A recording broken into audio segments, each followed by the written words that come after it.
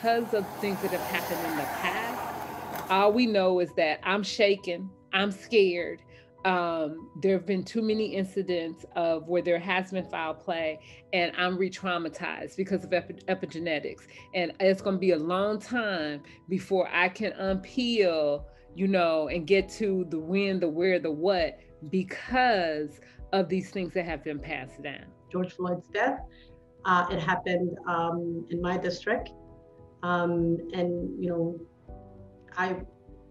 was hoping that after George Floyd that things would change, that we wouldn't be, mourning another death of a Black man.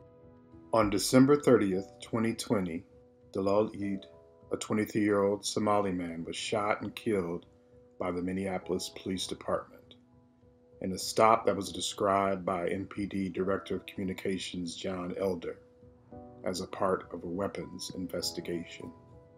The death of Dolal Idd is another tragedy, followed by, even an uglier tragedy, which was, law enforcement going to his family house at 2 a.m. in the morning or 1:30 a.m. in the morning, terrorizing the family for what supposedly was,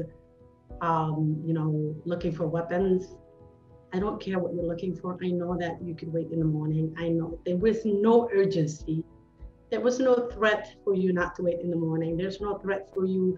I mean, even the humanity part of, of course, law enforcement is going to say they followed protocol, but, if protocol is that we're not pushing somebody and we're not yelling somebody and we're not, abusing them, that's a low bar. Despite the police department sharing some of the body cam footage captured before Idd was shot, many in the community are still questioning the details of lethal force procedure, still trying to find answers about the subsequent treatment of family members after Idd was killed. And I don't think that family deserved to go through all of that after, losing their son, and not even telling them until you're done with your whatever you're trying to do, to say, hey, by the way, the reason why we're here, your son died, he was killed by police. There was nothing human about that. There was nothing professional about that. I had the opportunity to meet with the deceased father, family members and community leaders, and they were able to view the body-worn camera footage prior to its public release. Gun violence has gripped our city, and today is no exception. But the circumstances and the details of what transpired last night does not negate the tragedy of yesterday's death. Understanding the intent in releasing the video, number one, understanding that alone, the intent around releasing the video as justification, understanding that in and of itself could be traumatizing, right? And understanding that is not to say like, see, this person was doing this, that in itself could just be kicking the trauma up once again. I thought about this many, many times, like, what does a reform look like for us as a community? And reforming a bad system gives you a bad system. The Black community lost trust in the system many, many, centuries ago.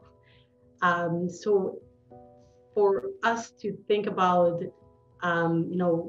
healing approach, I cannot even think about a healing approach from law enforcement, because I don't think if there is one that they will ever use that for Black communities, towards Black communities. We can move from there, but it's not an overnight thing. It takes building trust. It takes having the healing practices, the things in place to be able to move that. But it is not a like, oh, okay, you just have to get over it. It is not that. These are hundreds and hundreds of years, many oppressive practices that have been in place. So we can't just move from there. There is hope. And, as I always say, may the revolution be healing. We can't move from there. But we have to understand that this is not something that is just made up in people's minds. This is steeped into into our genes and things that have happened, and that we have to understand that it's scientific, it's environmental, it is human practice in the way that people have been traumatized and has been passed down. Because, in order for you to heal, like, that's why they call post-traumatic stress disorder, right? It's it's done. But for us Black people in this country, it's continuous. The more helpful piece is to understand and to be able to come from a really empathetic place, to be like, a life was taken, a life was taken, and that, that we are committed to justice in this, to pausing, to seeing how we can be helpful to those folks whose lives have been impacted, to getting to a place of justice, to doing whatever it's going to take to get to that, and finding out, like, what are the resources that people need to be able to deal with the trauma that they are feeling. There are a variety of things, both an emotional piece, there are financial pieces that are happening. There are all kinds of resources that people need in that moment that are unexpected when things come up. That's more of the piece, instead of being like, it wasn't my fault. According to court records, in 2019, Idd was convicted in Hennepin County of illegally possessing and firing a gun that had been reported stolen. I mean, well, we have to find out that whether it's going to be a trial or not, or whether it's just going to be dismissed as many other,